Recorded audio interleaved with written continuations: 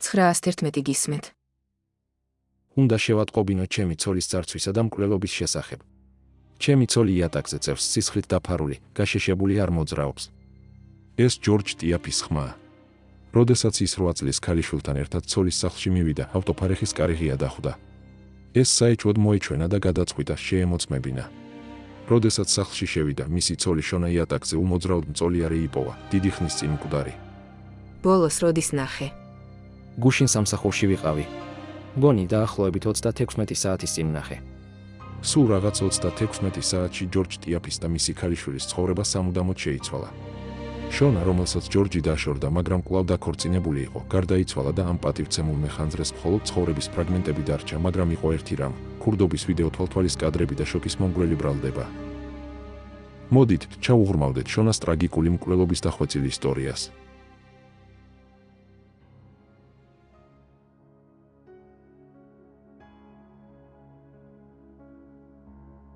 შონა აქ არის გადაღებული ვიდეო თვალთვალის კამერით, რომელიც ასრულებს თავის ცვლას პალმს კაზინოში დილის 3 საათზე. ეს იყო ბოლო შემთხვევა, როდესაც მან ეს გააკეთა და ბოლოს, როდესაც ის ცოცხალი გადაიღეს. ის 30 წუთის სავალზე დაბრუნდა სახლში. შევიდა ავტოფარეხში და გაიარა სახლი შუქის გარეშე.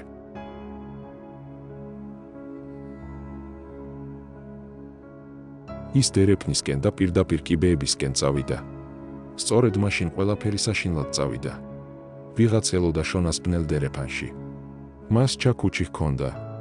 მან დაარტყა მას. შონამ ხელები ასწია სახის დასაცავად, მაგრამ თავდამსხმელმა თითები მოტეხა და შემდეგ სასიკვდილოდ დარტყმები მიაყენა. ჯორჯ ტიფი მის ზუსტად ამ მდგომარეობაში იპოვა. მაგრამ რატომ და ვინ მოკლა იგი?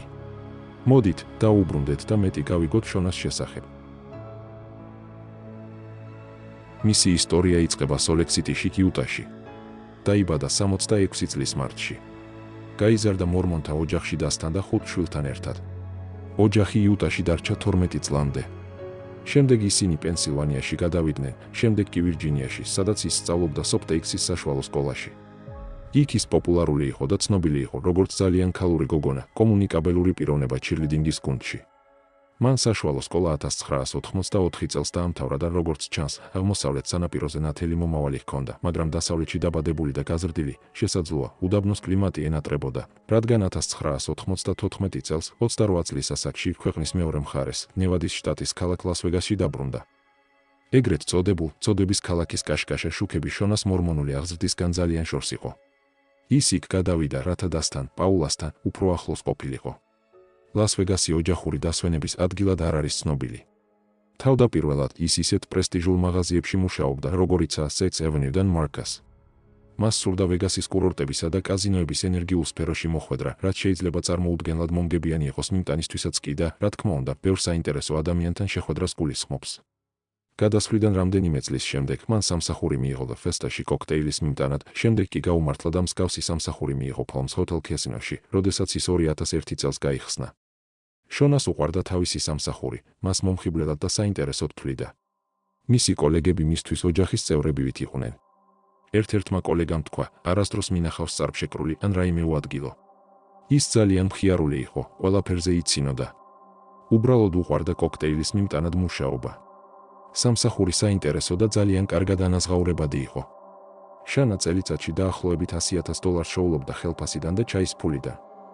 კარგ ღამეს მას შეეძლო 2024 წელს $850 გამომუშავება, ასე რომ ლას-ვეგასი შონასთვის არა მხოლოდ წვეულებების ქალაქი იყო, არამედ შესაძლებლობების ქალაქი. მას უყვარდა ფულის შოვნა და ხარჯვა, მაგრამ ამაზე მოგვიანებით ვისაუბრებთ. 2002 წელს, Palmsში მუშაობის დროს, გაიცნო თავისი ქმარი, ჯორჯ ტიაფეი, რომელიც დაიბადა 1972 წლის სექტემბერში.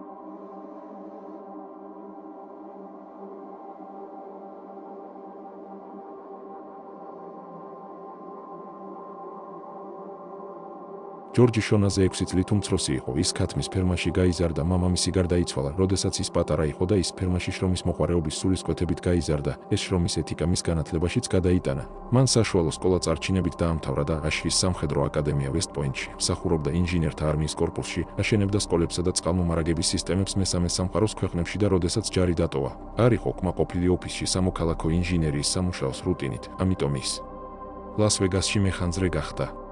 ჯორჯი ქარიზმატული იყო და ჰქონდა რაღაც ჭეშმარიტად ამერიკული. მისი ნაცნობების თქმით, ის იყო ოჯახის კაცი, რომელიც ფულს უგზავნიდა დედას, რომელიც ზრუნავდა მის შეზღუდული შესაძლებლობის მქონე დაზე, რომელიც შრომის მოყვარე იყო. ის ასევე ლამაზად ითვლებოდა და პოზირებდა კალენდრისთვის მეხანძრეების ფოტოებით. გასაკვირი არ არის, რომ შონამ მიიზიდა იგი, როდესაც პირველად შეხვდა მას პალმში 2002 წელს და გასაკვირი არ არის, რომ ისინი დაუახლოვდნენ პირველი შეხვედრიდან 1 წლის შემდეგ. მათ შეეძინათ ქალიშვილი, 3 წლის შემდეგ ისინი დაქორწინდნენ ჰავაიზე. 2006 წლის 16 მარტს შონას 40 წლის დაბადების დღიდან 3 დღის შემდეგ თვალწარმტაცი სანაპირო ცერემონიაზე ფოტოებზე გამოსახულია ბედნიერი წყვილი, რომლებიც ერთად ტკბებიან იდეალურად მომავალი ტრაგედიის მინიშნების გარეშე. ეს იყო 2006 წელი, თუმცა 2008 წელს ყველაფერი შეიცვალა, არა მხოლოდ ჯორჯისა და შონასთვის, არამედ მილიონობით ამერიკელისა და მთელი მსოფლიოს ადამიანისთვის. ეს იყო დიდი რეცესიის წელი, რომელიც შეერთებულ შტატებში 1920-იანი წლების დიდი დეპრესიის შემდეგ ყველაზე უარესი ეკონომიკური ვარდნა იყო. რეცესიამ უმუშევრობის დონე 10%-ზე მეტს მიაღწია, რაც გამოწვეული იყო საბინაო ბუშტის გასკდომით და გავლენა მოახდინა საბინაო სექტორზე მთელი ქვეყნის მასშტაბით, მაგრამ განსაკუთრებით ვეგასში, როგორც ქალაქში, რომელიც ტურიზმზე, განსაკუთრებით კაზინოების ინდუსტრიაზეა დამოკიდებული, რომელიც მომხმარებლებისგან ფულს მოითხოვს, ასევე მშენებლობაზე, მას მძიმე დარტყმა მიაყენა. ქონების ჩამორთმევა ხშირი იყო და ქალაქში უმუშევრობის დონე 14%-მდე გაიზარდა. ტიაფეის ოჯახი ამ კრიზისისგან დაზღვეული არ იყო. ჯორჯმა თავად დაკარგა ფული საბინაო ბაზრის კრახის დროს და ბევრი ოჯახის მსგავსად მათ მოუწიათ მისი ცხოვრების წესის შეცვლა ახალ გარემოებებთან შესაბამისობაში, რამაც სახლში დაძაბულობა გამოიწვია. ის ეჭვიანობდა და აკონტროლებდა სიტუაციას. მან შონა დაადანაშაულა იმაში, რომ ისინი თავიანთი ქალიშვილის წინაშე, რომელიც შთამბეჭდავი პატარა გოგონა იყო, ცელქად იცვამდნენ. მას არ სურდა, რომ მას ასეთი რამე თქვა არანაირ გარემოებაში, განსაკუთრებით კი არა იქ, სადაც მათ ქალიშვილს შეეძლო მისი მოსმენა. ის უჩიოდა მის ხარჯვის ჩვევებს, რაც მხოლოდ აუარესებდა სიტუაციას, რადგან ის მიჩვეული იყო საკუთარი ფულის გამომუშავებას, ვარში მძიმე ცვლაში მუშაობას და ისე ხარჯვას, როგორც მას სურდა. შონას ასევე ჰქონდა პრობლემა იმ კაცთან, რომელიც ჯორჯმა სახლის საქმეების შესასრულებლად დაიქირავა. კაცი უსახლკარო იყო და ჯორჯი, როგორც ჩანს, მისთვის კეთილ საქმეს აკეთებდა, მაგრამ შონას ის საშინლად ეჩვენებოდა და ამბობდა, რომ მისი ყოფნა მას დისკომფორტს უქმნიდა. ქორწინება კვლავ უარესდებოდა. ისინი 10 წელია ერთად არიან და 6 წელია დაქორწინებულები არიან, როდესაც შონამ გადაწყვიტა, რომ უკვე ხელში ამოსდიოდა და საბოლოოდ გადავიდა ქორწინების სახლიდან.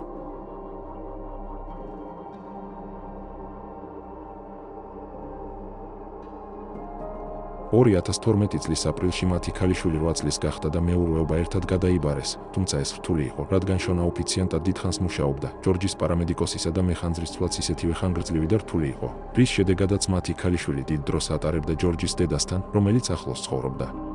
შესაძლოა ქალიშვილის გულისთვის შონა არ იყო მზად ქორწინებაზე უარი ეთქვა, ან იქნებ ის იდეალისტი იყო, რომელმაც აისრულა ოცნება, ემუშავა ვეგასის კაშკაშა შუქებზე და ვერ დათმობდა თავის სიმპათიურ, ქარიზმატულ ქმარს ან იმ მშვენიერ ოჯახს, რომელიც მან მისცა. ის ოპტიმისტურად იყო განწყობილი და დაარწმუნა ჯორჯი, რომ წყვილების თერაპევტთან უნდა მიემართათ. მათ მთელი ზაფხული ქორწინების გამოსწორებაში გაატარეს, მაგრამ სექტემბრის დასაწყისში შონას ცხოვრებაში პრობლემები დაიწყო. მის ტაუნჰაუსში შეძრეს, ვიღაც შევიდა, შხაპი გამოიყენა, ნიშნობის ბეჭედი და ბიკინის ქვედაბოლო მოიპარა. ქურდმა ასევე რამდენიმე ნივთი დატოვა, ზომის ბოქსერები. ძარცვა გასაგებია საშინელი იყო, მაგრამ შონამ მარადილმა ოპტიმისტმა სახლის უსაფრთხოება ვერ გააუმჯობესა. სჯეროდა, რომ ელვა ერთსა და იმავე ადგილს ორჯერ არ ურტყამდა, ამიტომ ცდებოდა.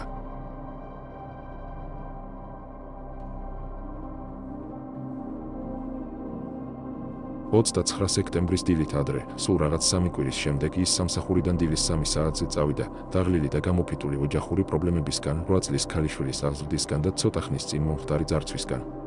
მას არ ჰქონდა ენერგია, რომ ფხიზლად ყოფილიყო და ვერ ელოდა, რომ იქ ვინმე სიბნელეში იარაღით ხელში ელოდებოდა.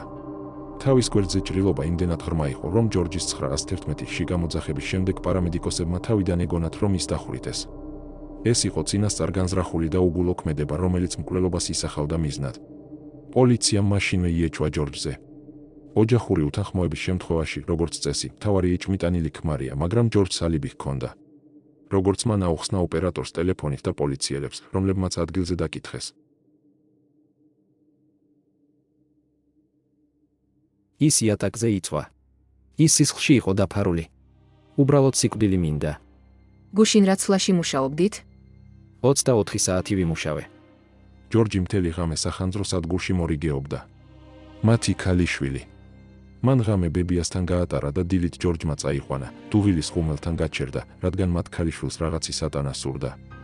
ისინი, როგორც ჩანს, სრულიად შემთხვევით წააწყდნენ საშინელ სცენას და ჯორჯი ვერ იქნებოდა მკვლელი, რადგან მას ალიბი ჰქონდა. შედეგად გამოძიება სწრაფად შევიდა ჩიხში. ჯორჯის გარდა სხვა რეალური ეჭვმიტანილები არ არსებობდნენ.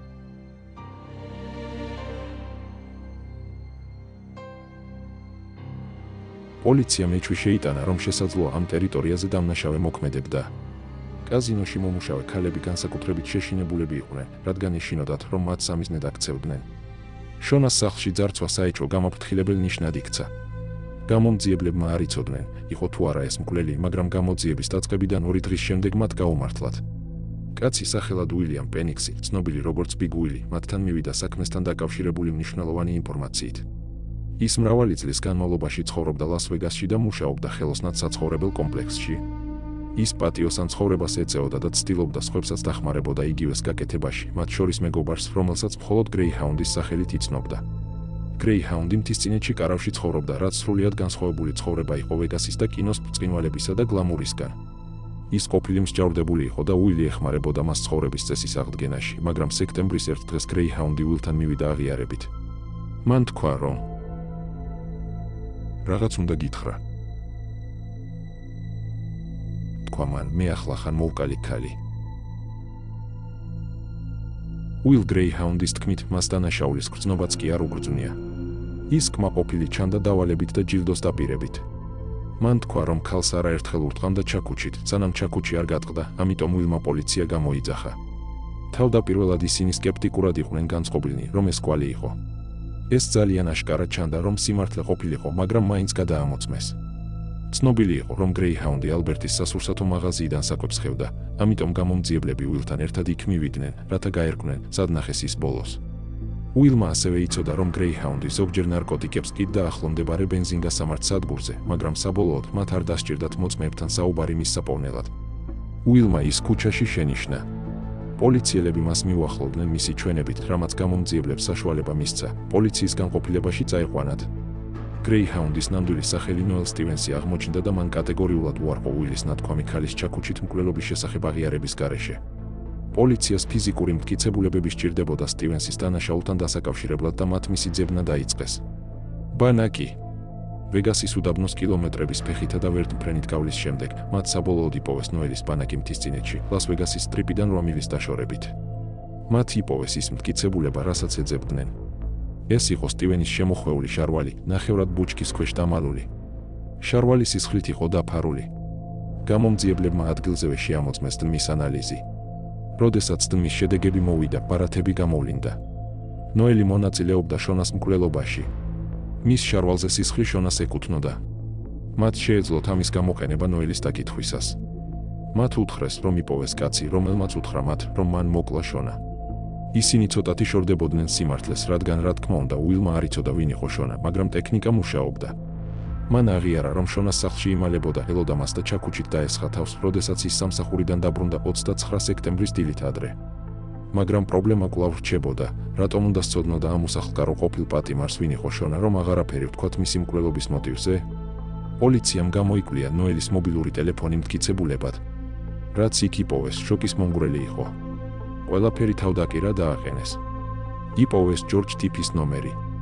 ჰკითხეს ნუელს, ვინ იყო ჯორჯი და ნუელმა უპასუხა, ეს ჩემი მეგობარი მეხანძრია.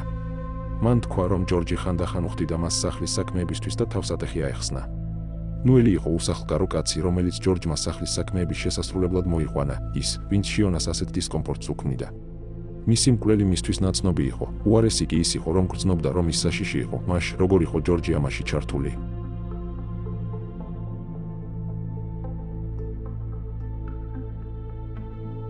მკვლელობის დღეს, შონას დას, პაულას, ეჭვი შეეპარა. მან და მისმა ქმარმა ჯორჯს დაურეკეს, როდესაც შონას გარდაცვალების შესახებ შეიტყვეს და საუბარი ჩაიწერეს. გამარჯობა, ჯორჯი. დიახ, ქალბატონო. მე პაულა ვარ. შეგიძლიათ ამიხსნათ რა ხდება?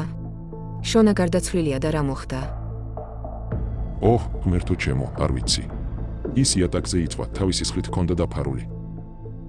ჯორჯი კრიზისულ კონსულტანტთან ერთად იყო, როდესაც ზარი მიიღო, შონას სახლის გვერდით იდგა. ამ მოკლე საუბრის შემდეგ მან ტელეფონი კონსულტანტს გადასცა, რომელიც პაულას და მის ქმარს ესაუბრა, მაგრამ პაულას ნუგეშის ხასიათზე არ იყო. მას თავისი ეჭვების გაზიარება სჭირდებოდა. არავის ესმის ჩემი ნათქვამი. დიახ. ვარაუდობ, რომ მისი ქმარი შეიძლება ჩართული იყოს.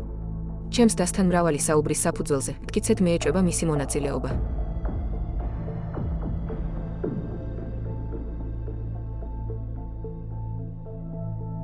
თავიდან ეს სერიოზულად არ აღიქვეს, უბრალოდ იმიტომ, რომ ჯორჯს მკვლელობის დროისთვის ასეთი ჰერმეტული ალიბი ჰქონდა. უფრო ადვილი იყო ისეთი უსახლკარო ყოფილი პატიმარის, როგორც ნოელ სტივენსი იყო, დადანაშაულება, ვიდრე ისეთი პატივცემული მოქალაქე მეხანძრის, როგორც ჯორჯ ტიპი იყო, თუმცა როგორც ჩანს, ისინი ერთმანეთთან დაკავშირებულები იყვნენ. გამომძიებლებმა ნოელის ტელეფონში აღმოაჩინეს, რომ მას და ჯორჯს ბოლო თვის განმავლობაში 87 ჯერ დაურეკავთ ერთმანეთს. ეს უბრალოდ მეგობრულ ნაცნობობაზე ბევრად მეტი იყო. ისინი პირველად შეხვდნენ, როდესაც ერთ ქუჩაზე ცხოვრობდნენ, სანამ ნოელი უდაბნოში გადავიდოდა. ის დასთან ერთად ცხოვრობდა ჯორჯისა და შონასგან სულ რამდენიმე სახლის მოშორებით. ისინი შეხვდნენ და ნოელმა ტიაფეის ოჯახისთვის შემთხვევითი სამუშაოების შესრულება დაიწყო, რაც მას შემდეგაც გაგრძელდა, რაც მანდის სახლი დატოვა და უსახლკაროდ დარჩა. ის აღმერთებდა ჯორჯს, რომელიც ქარიზმატული იყო და წარმატების აურას ასხივებდა, მიუხედავად საბინაო ბაზრის კრახის შემდეგ ბოლო დროს გაწეული ფინანსური სირთულეებისა. ამიტომ, როდესაც ჯორჯმა მას $600 მისცა, მომავალში 1000-ობით დაპირდა. შონას მკვლელობისთვის. ნოელი თავდაპირველად დათანხმდა. ნოელმა პოლიციას განუცხადა, რომ ისინი უბედური შემთხვევის დადგმაზე საუბრობდნენ. ნოელ შონასთვის თავში უნდა დაერტყა, შემდეგ მანქანაში ჩაესვა და კედელს შეეჯახებინა.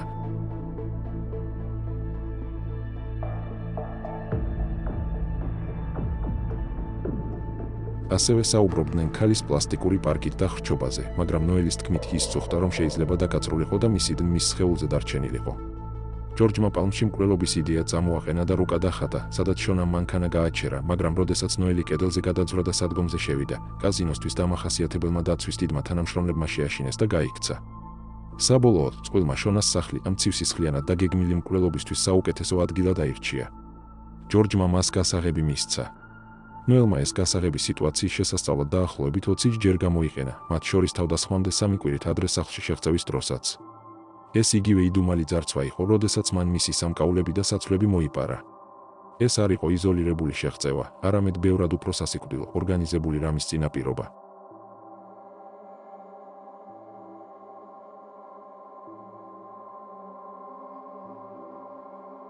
გამომძიებლებმა აღმოაჩინეს ვიდეო თვალთვალის ჩანაწერები, სადაც ჯორჯი და ნოელი ერთად ყიდულობდნენ ჩაკუჩს, დანას და ხელთათმანებს ლოუს მაღაზიაში, შოუნას გარდაცვალებამდე რამდენიმე კვირით ადრე. შემდეგ ნოელმა პოლიცია მიიყვანა იმ ადგილას, სადაც ჩაკუჩი დამარხა. ნოელის თავდასხმა იმდენად სასტიკი იყო, რომ ჩაკუჩის სახელური შუაზე გატყდა და მასზე ლოუს მაღაზიის შესაბამისი შტრიხ-კოდი იყო. ერთად ეს ყველაფერი წარმოადგენდა ძლიერ მტკიცებულებას, რომელიც თავად ჯორჯს ადანაშაულებდა. შონას მკვლელობიდან 9 დღის შემდეგ გამომძიებლებმა ეს მტკიცებულება ჯორჯის ოჯახს წარუდგინეს. ისინი შეშინებულები იყვნენ და არ სჯეროდათ რა ხდებოდა. შეხვედრის შემდეგ ჯორჯის დამ დაურეკა მას, სავარაუდოდ, პოლიციის ეჭვების შესახებ რომ ეთქვა. ჯორჯმა ქალიშვილი დედასთან წაიყვანა და მაშინვე თავისი სატვირთო მანქანით გაიქცა. ჩვენ სამერლინის გზატკეცილზე ქალაქის მოძრაობაში ვიყავით. მან საათში 90 მილამდე აჩქარდა და ბარიერს შეეჯახა, სრული სიჩქარით შეეჯახა. მოცურების კვალი არ იყო და ითვლებოდა, რომ ეს თვითმკვლელობის მცდელობა იყო. ის გადარჩა, რადგან საავადმყოფო საწოლში ითვა, ჯორჯ ტიოფის ცოლის მკვლელობაში ადანაშაულებდნენ. ნოელ სტივენსაც პოლიციის განყოფილებაში წაუყენეს ბრალდება. მან თავი დავნაშავედ ცნოდა ჩვენების მიცემაზე დათანხმდა იმ შეთანხმებით, რომლის მიხედვითაც ბრალდების მხარე მისთვის სიკვდილით დასჯას არ მოითხოვდა. თუმცა იმისათვის, რომ ბრალდების მხარეს დაემტკიცებინა, რომ ჯორჯი იყო ორგანიზატორი, ნოელს დამაჯერებელი მოწმე სჭირდებოდა. მან აღიარა, რომ შონას სახლში შეიჭრა და იქ ბოქსერები დატოვა და რომ ეს მკვლელობამდე საცდელი პერიოდი იყო. ნოელმა აღიარა, რომ ჰალუცინაციები ჰქონდა და პრობლემური წარსული ჰქონდა, აშკარა იყო, რომ სიუჟეტი მისთვის ძალიან რთული იყო, რომ მოეფიქრებინა. მან ასევე სასამართლოს განუცხადა, რომ ავტოფარეხის კარის ღია დატოვება იმის ნიშანი იყო, რომ ის და ჯორჯი შეთანხმდნენ, რათა ჯორჯს სცოდნოდა, რომ საქმე დასრულებული იყო, როდესაც ის მეორე დილით სახლში მივიდოდა.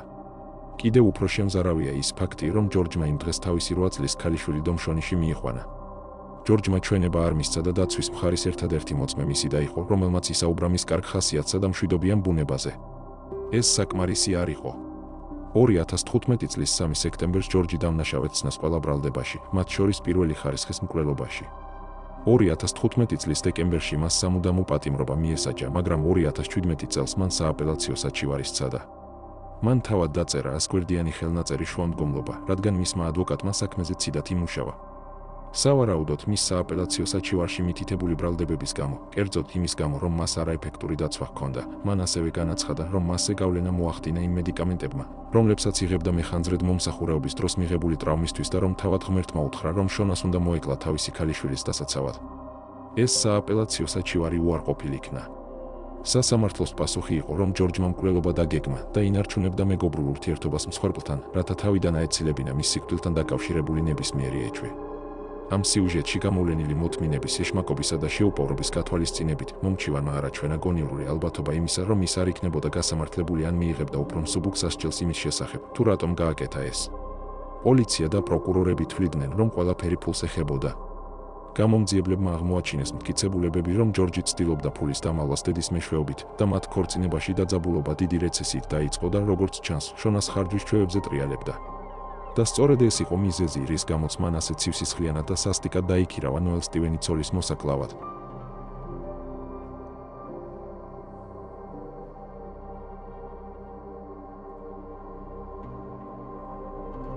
ჯორჯისა და შონის ქალიშვილმა საშუალო სკოლა დაამთავრა ტრაგიკული მოვლენების შემდეგ. ის ბებიასთან ცხოვრობს.